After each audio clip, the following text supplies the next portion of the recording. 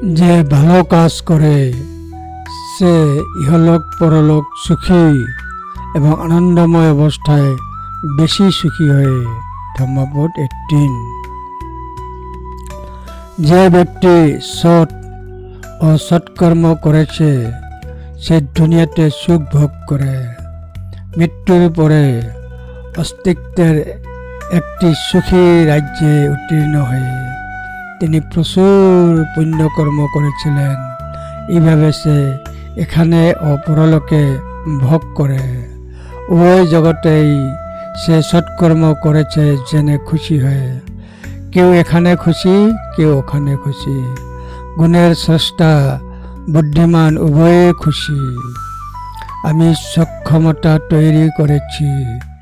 ব্যক্তি শান্তিতে সুখী হয়, এক ব্যক্তি তত বেশি সুখী অবস্থায় পৌঁছায়। ধম্মপদ 18।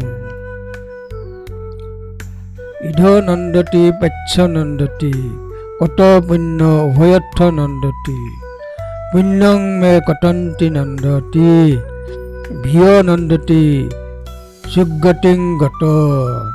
ধম্মপদ 18।